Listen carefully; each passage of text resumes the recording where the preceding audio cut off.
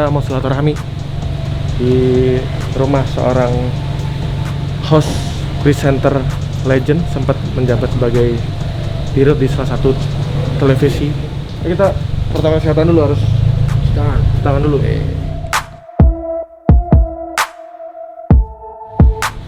Harus tetap mematuhi protokol kesehatan.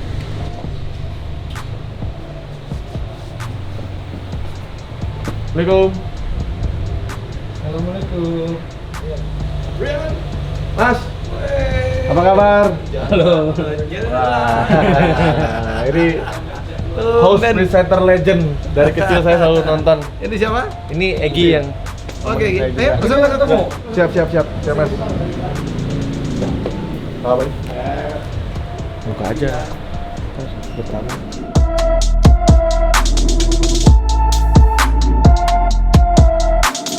Sekarang udah makin sibuk juga. Iya, Yan, tuh, terima Yan. kasih.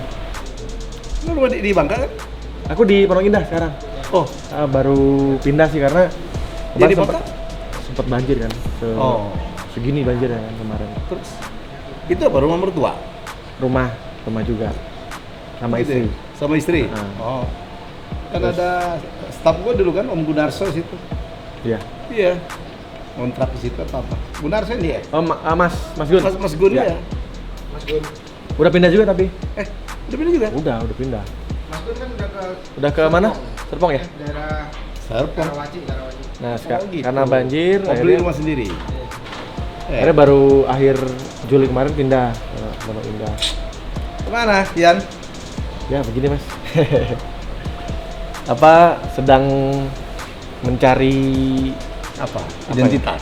bukan side bisnis yang di luar musik, karena kan kalau musik kan, Wih. Jadi ini serius? YouTube-nya serius? kalau YouTube buat dokumentasi. Dokumentasi? Maksudnya yang lain-lain. Jadi bisnis apa sekarang? Yan? Ada clothing, ada agency, ada cafe, Agensi artis? Iya, konten kreator. konten kreator kita. Oh, Lebih bukan. ngelolanya. Konten kreator? Ya. Udah berapa konten punya? Ada Tawaran kita berapa? Total? sekitar 6 sampai 7 Ih, gila. Apa namanya? IP, eksploitasi positif. Wih. Kalau yang paling gede tawaran kita ini Miley, dia udah hampir 7 juta subscriber. Oh iya? Ya. Yang bukan kaleng-kaleng gitu. Itu talent Gila ya. Subscriber 7 juta? 7 juta. Hampir 6,7 deh kalau nggak salah. Udah hampir 7. Mak Eli yang pernah di TV juga ya? Iya. sempat beberapa kali. Gila ya sekarang YouTube bersaing tapi gila-gilaan. Anakku aja udah sekarang udah 340.000. Iya. Sketsa kontennya. Sketsa kontennya. Baru 7 tahun umurnya. Bukannya nggak bisa monetizing kalau anak-anak? Dia kan konten itu jadi ada yang jadi ayahnya. Oh. Nah, di channel dia dulu uploadnya kan terus segala macem. Oke, terus? Channel anak, tapi kan itu dikelola sama orang tua. Oh. Ya. Yang kesalahannya waktu itu pada saat Instagram, pada saat ngajuin verify, itu lupa dicantumin kalau itu di handle orang tua, akhirnya ke ban. Di band? Dihapus sama Instagram. Akhirnya Dihapus? Sekarang bikin baru. Instagram yang sayang Di tuh. YouTube juga nggak bisa gitu kalau anak ya? Harus didaftarkan atas nama Iya, orang tua ya? makanya sekarang konten anak itu kan banyak yang hostnya orang gede, gitu. Ya, Model betul. si Blues Clues gitu-gitu kan, kayak acara gitu. Wah itu gede banget tuh hasilnya tuh mereka itu. Karena gue juga lagi mau bikin MCN nih. Oh iya? Oh iya? Ya, kita udah di oh kalau gue serius ya. Kalau gue serius, Mantap. jadi target tahun ini kita 30 kali. Tahun depan is another 30. Serius serius kita. Jadi Mas Helmi juga mengelola Ya. akun-akun yang lain berarti ya? Oh iya Channel-channel iya lain. iya. Kita ada beberapa akun udah jadi atau ada yang kita develop dari awal. Ya buat serius lah. Kita jadi bermain di media. Namanya R66 Media. Lo tau nggak kenapa nama R66? Apa Mas? Jadi pendirinya begitu setahun jalan kita mau nyetir menyusurin Route 66 from Chicago to LA. Iya iya. Gitu. Jadi gimana memang TV ditinggalin orang, semuanya pindah ke media sosial. Tapi nanti yang masa depan bawah TV gimana Mas? apa? Masa depan televisi Indonesia gimana menurut Mas Helmi? Ya ngelihat itulah ya memang shifting lah. Kayak kalau kita lihat di rumah kan memang orang makin berkurang nonton TV kan udah makin berkurang kan. Kalau orang punya TV di rumah jadi smart TV, mereka nonton YouTube, nonton Netflix gitu. Jadi orang sekarang udah nggak mau dibatasin lah. Jadi lucu sekarang, dulu orang di gadget ya, over the top. Sekarang kan orang mindahin ke big screen gitu. Ya, big screen. Di Eropa udah ada namanya second screen. Jadi orang TV hanya sebagai apa ya, platform aja. Orang udah kemana-mana. Ya udah, memang udah begitu semua. Saya dengar iklan juga udah mulai berpindah shifting gitu. Muncul apa ya, selebriti baru yang justru bukan dari media televisi mainstream. Kan menarik kan? Betul. Iya. Jadi kayak siapa? Atta Halilintar. Iya. Karena malah kebalik ya Mas. Dulu kan orang harus ke TV dulu. TV dulu baru ke yang lain. Sekarang yang lain, sekarang balik malah TV yang minta. TV yang minta. Karena konten YouTube-nya lebih ditonton, lebih banyak lebih banyak di ini orang. Karena kekuatan YouTube itu kan apa, anytime anywhere. Iya. Ya, anytime anywhere. Ini Mas Ari Lasso aja dapat 2 program TV gara-gara YouTube kan. Gara-gara bikin konten sama Andre Taulani. Iya. Sama siapa kemarin? Mas Sule sama Raffi. Iya. Bikin satu collab ya. Collab yang memang panjang ya. Iya. Akhirnya malah subscriber naik banget. Sekarang malah dibikin acara di TV. Iya. Begitu memang. Karena memang itu potret. Ya, saya juga lucu. Begitu YouTube saya bagus, saya malah ditawarin jadi host di sebuah TV station gitu. Karena saya kan serius lah ya. Jadi orang kaget juga. Saya serius dari awal, serius lah. Bisa. Saya baru 5 bulan. Nah, sekarang berapa? Baru berapa dia? 430 ya? 130.000 subscriber ya? Iya. Cepet Banget cepatnya, gue aja kaget. Karena kan serius gitu. Dan saya kan udah gocap lebih gitu kan. Yang menurut orang tuh kuburan kalau bikin YouTube, ternyata ada yang mau tuh. Sekarang lucu juga, Sandi Uno bikin, Gita Wirjawan bikin. Ya udah, sama kayak di dunia TV lah, kan pasti ada segmen-segmennya. Iya. Iya, jadi jangan khawatir. Yang penting konsisten seperti. Mas, kalau Mas Helmi kan apa ya? Bisa dibilang presenter, host yang kalau nanya tuh selalu ada bobotnya gitu. Nah, tipsnya apa sih Mas? Nah, aku kan juga kadang suka punya acara-acara apa, semi podcast lah gitu yang ngobrol-ngobrol juga gitu. Tapi aku sih lebih ke musik ya, misalnya kayak beberapa kali nanya ke Om Eros Jarot, terus ke yang Titi Puspa. Tapi ada juga yang agak nyebrang dikit sama pemain bola. Sebenarnya tips untuk bisa menanyakan pertanyaan yang nggak garing tuh apa sih Mas? Research mau nggak mau. Research. Saya selalu research gitu. Sebelum saya ketemu tamunya, saya harus pelajarin gitu. Ya, observasi dia siapa, ya kan? Googling, ya masuk ke Yahoo gitu. Jadi nginget-nginget dia siapa, mencari angle gitu, nanyanya seperti apa. Karena kan sekarang satu orang bisa pernah diwawancarain oleh 7-8 penanya gitu, ya kan? Orang juga udah bosen gitu. Kayak saya kedatangan Atta Halilintar kan, saya harus bertanya sesuatu yang barangkali belum pernah dibahas. Ada yang belum pernah dibahas, walaupun sulit mencarinya gitu. Ya, jadi menurut saya sih itu aja, nggak ada cara lain lah, research. Makanya saya selalu dapat sesuatu angle yang berbeda menggalinya gitu. Begitu Ruben datang ke saya juga kan, Raffi datang, kan saya kan nggak mungkin bertanya sesuatu yang ditanyain berulang-ulang. Atau yang begitu ditanyain sih gitu. Jadi jangan sampai basi lah pertanyaan Mas ya. Iya. Belajar lah ya, kalau saya mau belajar ngelihat gitu ya. Belajar. Karena kan banyak orang menganggap aku kan orangnya emang kaku Mas. Emang bukan tipe yang luas atau memang tidak ada basic presenter atau host ya. Jadi beberapa kali kontenku tuh banyak orang, Rian kaku banget nanyanya dan sebagainya gitu. Makanya aku perlu nanya sama Mas. Ya itu kan masalah style ya. Masalah style di luar negeri juga ada gitu. Yang bukan berarti kalau ngomongnya pinter menjadi seorang interview yang baik gitu kan, itu kan juga masalah style. Itu kan cuman packaging cara bertanya gitu. Tapi kan konten pertanyaannya kan sesuatu yang lain lagi tuh gitu. Untuk apa lancar kayak air gitu tapi nggak ada isinya, untuk apa? Tapi ada selalu ada pasar gitu. Ada orang yang suka begitu ya kan. Makanya presenter tuh nggak sama gitu. Saya aja waktu itu Rian waktu baru pulang dari Amerika, saya menjadi presenter olahraga, reporter olahraga, orang komplain, wih lebih ngomongnya cepet banget gitu. Karena menurut saya olahraga itu harus menunjukkan semangat, ada semacam ketegangan gitu. Jadi saya harus mendramatisir gitu. Saya dulu kalau siaran basket teriak-teriak gitu. Orang dulu komplain karena dulu gaya sebelum saya mungkin penyiar-penyiar tua TVRI dulu ya. Samba, Sazli Rais, Maxo Pakua, mungkin Rian nggak paham. Tapi kalau mereka tuh ngomong ya berliku-liku, oh sayang sekali gitu-gitu kan. Kalau saya kan, oh ya 3 point gitu-gitu sampai teriak. Kadang-kadang sampai saya kalau di pinggir lapangan play by play namanya bisa lompat tuh dari baju yes gitu. Karena itu sending the energy gitu to the home gitu. Jadi orang di rumah itu ikut terbawa. Ya jadi malah waktu saya pernah saya dulu guru saya orang Filipina. Kalau sportcaster, kalau dunia sport coverage ya, mengcover acara-acara olahraga, Filipina itu jauh di depan Indonesia dulu. Saya diajarin oleh orang-orang Filipina. Misalnya dia bilang, brother, it's like weightlifting, angkat besi. Kan olahraganya shy banget.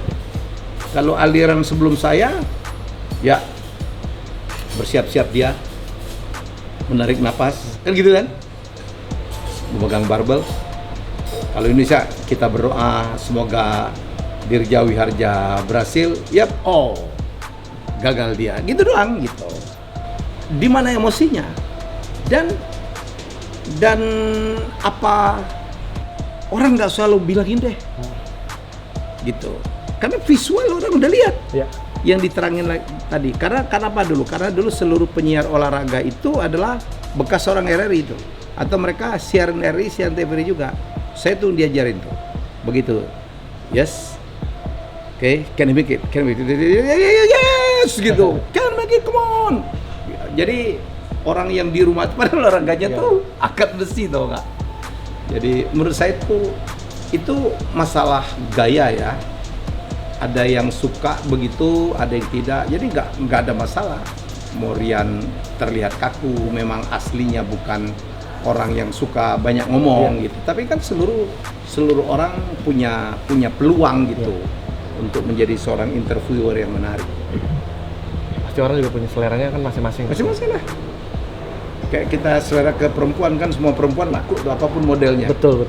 Yang tinggi, yang pendek, yang gemuk, yang kurus. Karena setiap orang punya seleranya masing-masing. Yang pendiam gitu. Jadi hukum pasar kayak gitu. Tinggal kita kalau kita bicara popularity, kalau bisa digemarin oleh banyak orang dong. Ya, jadi prosesi nggak ada masalah lah. Nggak juga Rian harus menjadi siapapun. Kalau Rian bukan seorang yang talkative gitu, yang suka ngomong gitu. Lu kan bukan Indra Bekti atau Indi Bareng sih. Bukan begitu kan. Tapi misalnya perkuat dengan konten, ya perkuat dengan research gitu, atau angle.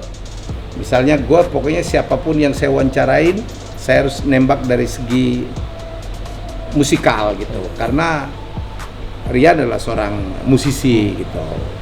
Kan nggak ada masalah tuh, ya kan? Nanyain, lagu yang paling ibu suka apa gitu, dan bermainnya di situ karena itu adalah areanya areanya Rian lah. Yang mungkin saya tidak nanyain gitu. Ini, kalau saya. Ini ilmu yang luar biasa nih. Jadi gue yang banyak ngomong. Oh iya saya jadi narasumber gitu. Kita kan ini lagi silaturahmi, lagi nanya-nanya juga Mas. Karena aku kan juga udah mulai masuk di YouTube juga dan ada beberapa konten yang memang nanya. Jadi. Tapi di dunia YouTube itu kan konten musik memang nomor 1 ya, masih nomor 1. Ya memang beberapa yang trending masih musik ya. Masih musik, karena musik itu pasti viewershipnya tinggi banget. Karena hanya musik yang bisa diulang berkali-kali. Kalau orang suka, putar aja terus. Seperti gue suka lagu Lu Jangan Menyerah gitu. Saya mungkin udah dengernya 17 kali gitu. Nggak akan terjadi itu pada talk show. Benar. Sama kayak konten anak-anak tuh, animasi. Mereka nonton tuh, kayak cucu gue di atas. Itu kali ada yang ratusan kali gitu. Yang Upin Ipin itu kan, Upin Ipin itu. anakku tuh setiap hari nonton itu udah diulang-ulang. Ulang-ulang gitu, tetap aja dia ketawa-ketawa gitu. Jadi kalau nomor 1 musik, nomor 2 ya memang film lah. Gitu. Kalau talk show sehebat-hebatnya orang ngulang paling 2 kali 3 kali tuh. Itu udah gila banget tuh. Gitu. Abis itu udah ya udah. Gitu. Ini kayak Warkop DKI kan sampai sekarang masih lucu kan. Terus. Mr. Bean lah lebih gila. Mr. Bean. Dia agak pakai ngomong gitu. Kita nonton kali udah belasan kali tetap ketawa. Mas dulu kan bikin ini Mas, sering jadi host di acara quiz. Ya. Quiz kan Ya. Mas juga disebut sebagai raja quiz kan. Mau dibikin di YouTube Mas nanti Mas? Iya. Kita Oh, iya? lagi persiapan. Kita lagi Kita persiapan. tunggu. Soalnya dulu aku selalu nonton Ya, siapa berani? Siapa kita Berani itu dah. Kita lagi persiapan. Jadi Legenda ya? kan antara TV konvensional dengan juga bisa ditonton oleh YouTube yang nonton itu dari rumah, yang ikut itu dari rumah. Ini yang sedang kita uji Keren. coba. Semoga secepat mungkin kita bisa on air karena ya ini kan showcase ya Yan. Kayak lagu kan ada yang genre-nya kan macam-macam, ya kan? Kalau di acara TV juga ada genre juga ya macam-macam gitu. Ada quiz, ada berita, ada lifestyle, ada sinetron, drama gitu, ada film, ada animasi gitu. Itu selalu ada. Nah ini kan nggak balance nih. Jadi konten-konten YouTube yang bicara tentang ilmu pengetahuan aja dikit sekali loh. Dan saya juga lagi membuat nih ya konten khusus tentang ilmu pengetahuan. Ya, judulnya itu nanti Raja Kuis gitu. Oke. Kamu tahu nggak? Misalnya flamingo itu warnanya yang orange itu, yang pink itu bukan karena dia makan udang yang berwarna orange, bukan, tetapi ternyata karena dia makan misalnya ganggang. Oke. Gitu. Jadi kayak gitulah. Jadi itu yang kita sebut dengan fascinating fact. Ya, kamu tahu nggak ternyata pria bisa juga kena kanker payudara. Oh. Ya, jadi hal-hal yang kayak gitu. Yang di YouTube itu sangat sedikit. Kalaupun ada kadang-kadang cuma terjemahan dari luar negeri gitu. Saya sedang Itu keren tuh. persiapkan gitu. Untuk anak-anak lah, untuk anak-anak. Kasihan anak-anak kita gitu. Kalaupun dapat dari luar negeri. Apalagi kalau sejarah tentang Indonesia gitu. Anak kita kan nggak tahu Ken Arok siapa, nggak tahu Gajah Mada siapa. Orang banyak anak nggak tahu Panglima Sudirman itu siapa. Jadi kalau kita lewat Jenderal Sudirman ada patungnya gitu yang begini, itu siapa ya Pak? Aduh, gitu loh coba. Dan zaman dulu kan kita selalu dipaksa untuk hafal semua dari presiden sampai menteri-menteri hafal. Nah, sekarang banyak loh anak-anak yang nggak tahu menteri ini itu siapa Apalagi namanya. menterinya terlalu sering di reshuffle. Kadang-kadang belum sempat hafal udah kena reshuffle. Baru 6 bulan ya. Zaman gue dulu ya, waktu gue sekolah lebih gila lagi. Gubernur semua provinsi kita hafal. Iya. Negara-negara penghasil apa nomor 1 kita tahu. Cengkeh, Zanzibar, kita tahu kita. Zaman gue lebih gila, Rian. Dulu kita kalau Piala Dunia masih 16 tim gitu. 16 peserta itu kita hafal sama pemain-pemainnya kita lengkap. Benar. Dulu band aja kita hafal. Iya, semua personil kalau dulu. Personil ya. Kalau band. sekarang yang dikenal cuma vokalisnya doang. Makanya Rian mau jadi vokalis ya. Sama honornya kadang-kadang paling tinggi ya. Paling curang. Itu rezeki vokalis Mas. Sama ceweknya apa? Bedanya itu bedanya. Iya, ceweknya paling banyak. Kalau dia biasanya. awetnya, Om. Untung Rian enggak ya. Iya. Enggak Diam ketahuan. ya? Enggak Diam. ketahuan.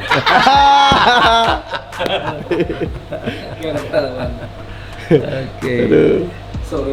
Mas, aku penasaran Mas, yang kemarin kan mungkin udah banyak di media sih. Ya, Ya soal apa? akhirnya Mas nggak jadi dirut lagi di TV yang kemarin. Wah, gue syukurin banget lah. Kalau enggak, gue nggak bisa jadi Mungkin YouTuber udah dong. banyak yang nanya kali, Oh, tapi iya. aku secara personal Dan gue pengen. jawab berulang-ulang nggak ada masalah kok. Nggak ada masalah. Itu mah semua rencana Tuhan lah, ikutin aja. Toh gue juga nggak jatuh jadinya, malah gue naik banget. Kemarin gue wawancara pada Edison pakai sweater TVRI. Orang jawab, Mas Elvio ke TVRI. Gue bilang, kenapa gue harus dendam tentang sebuah lembaga yang membesarkan gue? Saya pernah menjadi pimpinan di situ, dan itu TV publik yang harus kita banggain. Saya sedih dulu waktu gue dipecat, ada boykot TVRI. Baik. Ini orang nih, bukan lembaga gitu. Jangan pernah membenci lembaganya gitu. Apalagi lembaganya harus kita dukung dong. Ini perbuatan orang ya sudah gitu. Dan saya aja happy aja. Orang cuman apa ya simpati, gara-gara orang simpati itu ya. rezekiku banyak banget sekarang. Tapi memang kemarin di media kan memang Gempar. sangat gunjang ganjing ya, dan sebenarnya ada satu hal yang menjadi angin segar buat saya sebagai penikmat televisi, karena TVRI tiba-tiba datengin Liga Inggris. Wah, itu sih buat gue gila, yang tadinya saya jujur jarang nonton juga TVRI, tapi pas ada TVRI, pas ada Liga Inggris saya nonton. Gue aja kaget kan. Itu gue bilang, wah gimana TVRI yang budgetnya kecil bisa dapat TVRI? Saya cuma jawab, rezeki anak soleh. That's nggak bisa diterangin ya. Tapi kan kalau bisa diterangin kan itu akumulasi dari trust orang bagaimana kita bekerja. Begitu TVRI itu saya pimpin laporan keuangannya dari disclaimer gitu.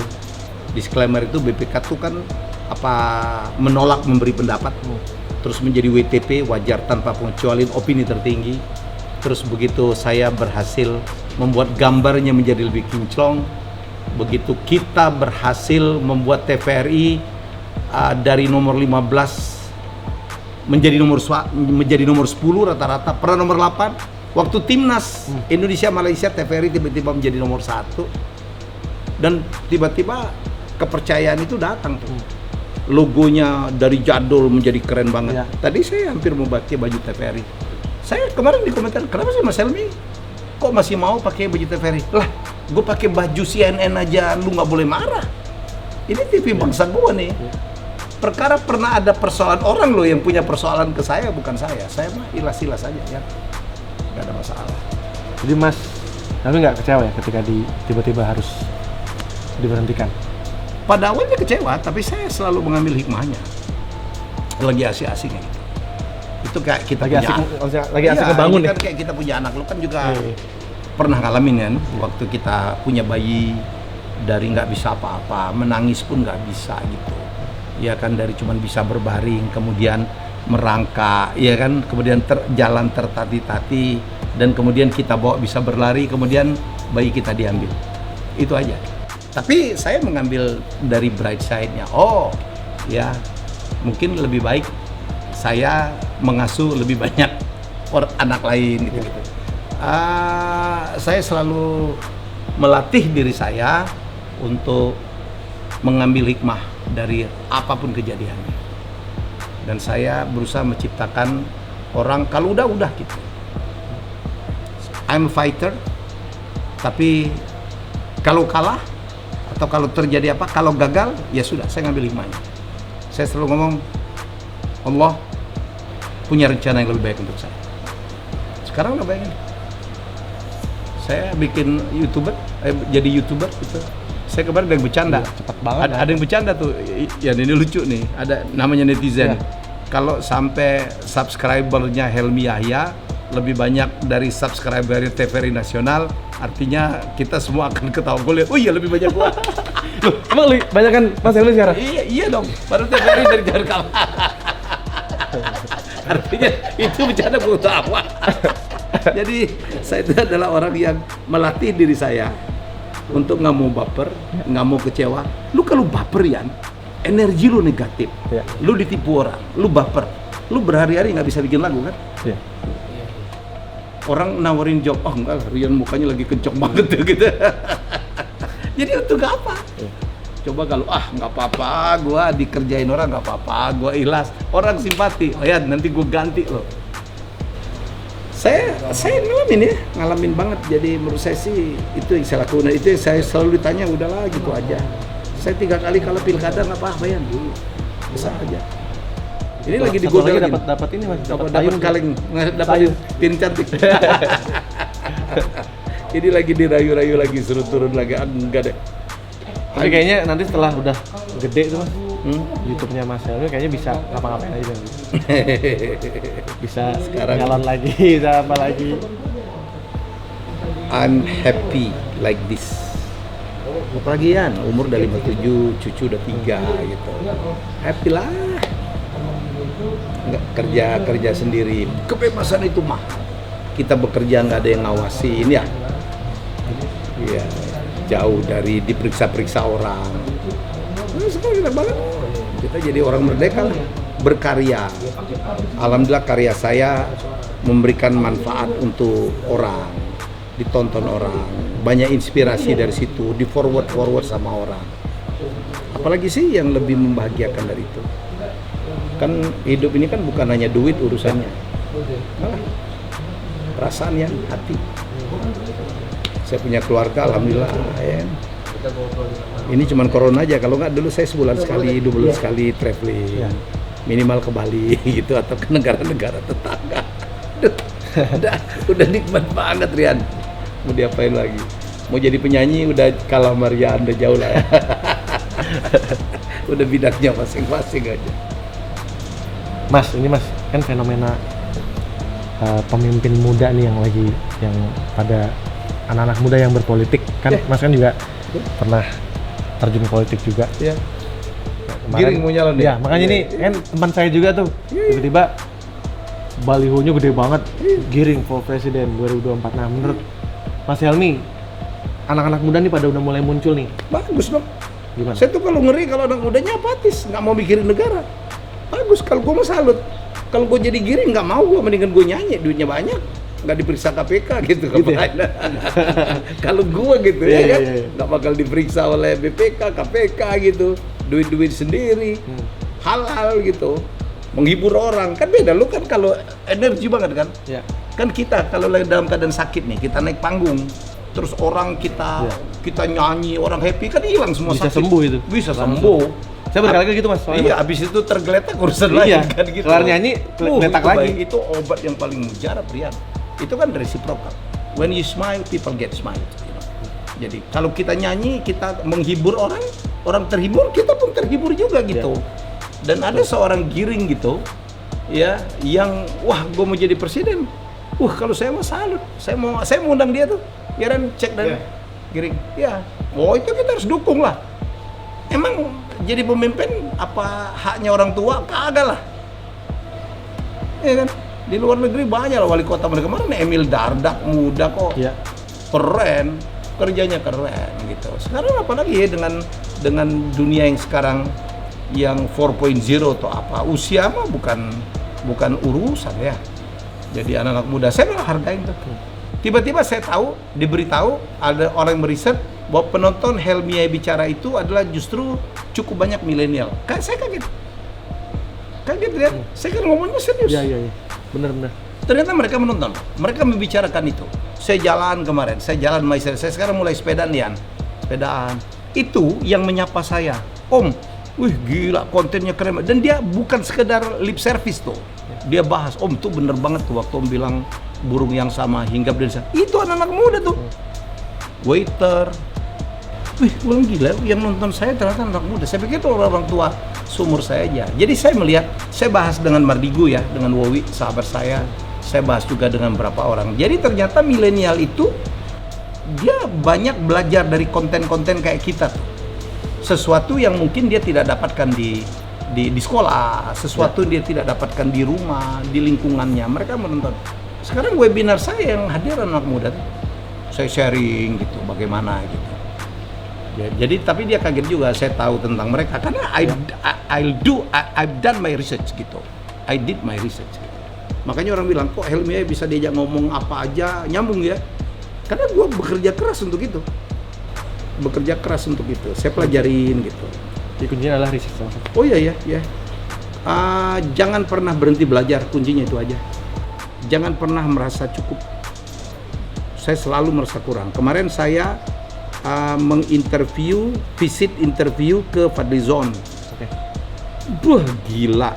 Saya baru sama juga soalnya. Iya, yang di library. Iya. Dan saya nggak ngomong politik. Saya bahas tuh every detail of his collection. Gila. Iya. Gila. Dia punya keris, dia punya banyak semua. Dia Bible punya tahun 1500. Bible tahun berapa? Dia punya fosil. Dia punya dokumen-dokumen tulis tangannya Soekarno, kacamata, semua lengkap, kretek, wayang jamnya Sultan golek, Syahrir tahun 45. Oh iya. Rolex. Bukan itu aja tuh, buku-buku Indonesia yang ditulis oleh bangsa Belanda dia punya semua. Gila.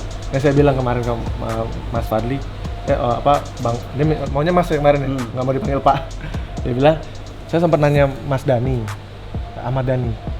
Mas Dhani, kira-kira siapa tokoh yang bisa jadi presiden? Ya, itu Mas Fadlizon itu. Dia tahu budaya Indonesia, tahu sejarah Indonesia. Terus kata Mas Fadli bilang, dia ketawa. Iya. Yang lucu, begitu saya posting ya, report saya ke Fadlizon library itu, ada tuh, gue posting baru 5 menit dia langsung jambar tuh. Emang nggak ada tokoh yang lebih berfaedah yang lain gitu. Dan saya hampir nggak pernah nanggapin itu, saya udah nggak tahan. Saya bilang, lu dengerin dulu kali baru komentar. Habis itu netizen lain ngantemin dia, jegar gitu. Saya bilang gini loh, kita harus membiasakan diri, Rian. Itu yang kemarin waktu tamu saya Sujiwo Tejo, it's with loud and clear gitu mengatakan. Kita tuh boleh berbeda pendapat gitu. Kalau kita punya saya berbeda pendapat dengan Rian, ya. Kalau saya nggak suka dengan pendapatmu, bukan berarti saya nggak suka sama Rian. Ya. Sebaliknya loh, kalaupun saya suka banget dengan statementnya Rian, bukan berarti saya suka Rian. Itu dua hal yang berbeda tuh. Kita boleh berbeda pendapat, masa harus seragam semua sih? Itu sama aja kalau bermusik semuanya dangdut, semua Coldplay semua gitu kan. Di mana asiknya dunia? Hari ini kita dengar dangdut, besok klasik, ya besok jazz. Kan saya kan selalu tanya Mas Helmi, aliran musik yang paling disukain apa? Nggak ada tuh, saya cuma satu aja. Pokoknya kalau musiknya bagus, saya dengar. Heavy metal pun kalau masih ada harmoninya, saya dengar. Jadi nggak spesifik suka genre ini gitu ya? Enggak. Dangdut pun saya banyak bisa lagu dangdut. Iya. Gitu loh. So what? Mas Helmi koleksi ini nggak? Koleksi apa? Kaset atau? Enggak ya, saya tuh bukan orang yang rajin begituan tuh. Gitu ya? Koleksi saya tuh berantakan. Termasuk karya-karya saya sendiri. Saya nulis novel kali ada belasan tuh. Nggak punya saya satu pun. Waduh, nggak punya. Nggak ada. Kalau si Pak Fadli itu? Tantowi juga. Oh iya. Iya, piringan long play-nya dia. Oh iya. Itu bisa 5 ribuan. Fadlizon juga. Kalau Fadlizon maka saya 14.000 dia punya. Saya paling koleksi cuma buku lah. Ya buku untuk bikin soal itu aja lah. Itu saya rawat karena jadi modal nyari duit. Modal nyari duit. Itu aja. Jadi waktu Atta Halilintar ke sini, kan dia gerbek rumah gitu. Saya bilang, "Tak, lo mau nggak? Gue tunjukin ruangan gua, di situ ada koleksi gua yang paling mahal. Gue tunjukin library gua. Inilah buku gua. Itu buku yang saya beli dari seluruh dunia. Itu aja the only collection yang saya punya. Karena itu bagian dari profesi lah. Iya. Senjata rahasia. Senjata rahasia. Ya kan. Siap Mas. Ini sebentar tapi kayaknya ilmu semua isinya ya. Daging semua ini. Dan ini sebenarnya tujuannya juga selain buat saya sendiri juga mudah-mudahan nanti bermanfaat untuk yang nonton juga. Ya seneng lah kita. Kayak Rian yang harus sharing lah. Dari versinya Rian. Rian kan dianggap orangnya awkward gitu ya. Gayanya kaku. Tapi that's your style gitu. That's your style gitu.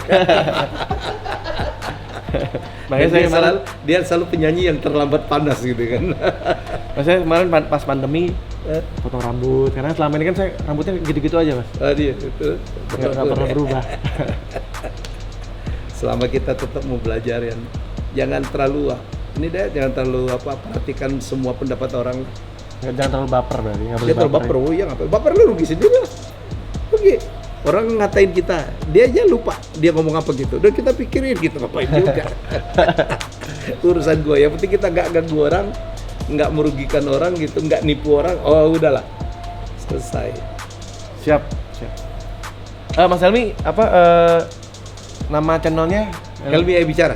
Ya, buat teman-teman untuk tahu banyak pengetahuan, silahkan subscribe channelnya Helmi Yahya Bicara. Dan jangan lupa juga subscribe channel saya juga. Oh iya dong. Rian Niki Pradipta. Makasih Mas waktunya. Saya yang terima kasih banyak. Kehormatan untuk saya.